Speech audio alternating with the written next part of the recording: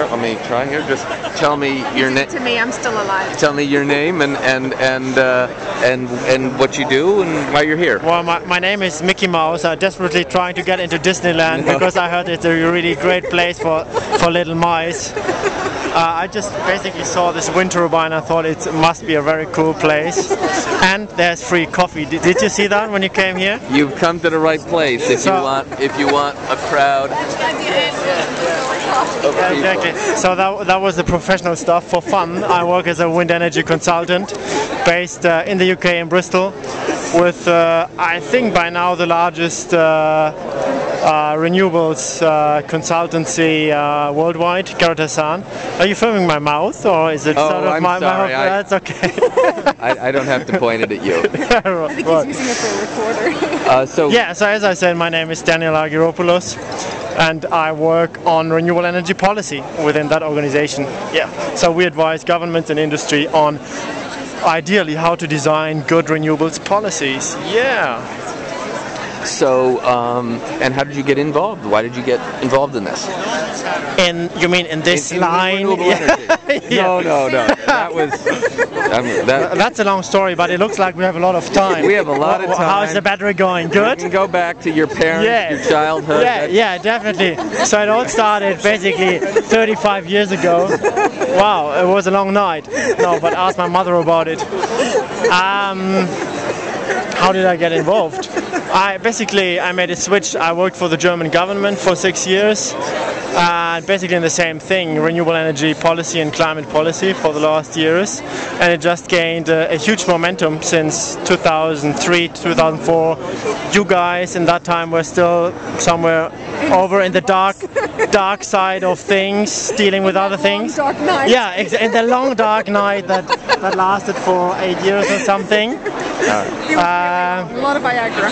Yeah, basically what we try to do is prepare the ground for this development. As you can see, it's a huge success. It would be nice to get in, but at least there's many people here. So I got involved 7-8 years ago. Yeah. And that's like feed-in tariffs? Yeah, the magic word, isn't it? Feed-in tariffs? How are the feed-in tariffs in the US? Ooh, bad word, don't say that. We don't. Bad. And can you tell me what sort of happened in Germany with feed-in tariffs? You want to hear that? Yeah, sure. Not much really. No, of course.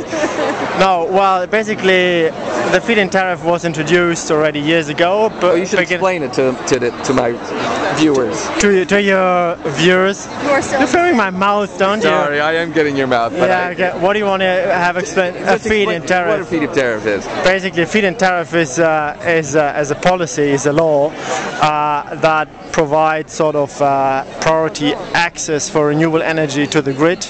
If you're, let's say, an operator of a solar plant or a wind turbine, you're guaranteed access to the grid, and you're being paid a fixed price. That's why it's called feed-in tariff, fixed tariff, per unit, per kilowatt hour. So basically what it helps you is to get credit from the bank, because when you say, well, look, here's a law, feed-in tariff or whatever you call it, and it guarantees me a price for, let's say, 10 years or whatever the duration is, the bank are happy to give you the money because it turns renewables into a business. It reduces the risk. It's a risk-reducing mechanism. That's what it is at the core.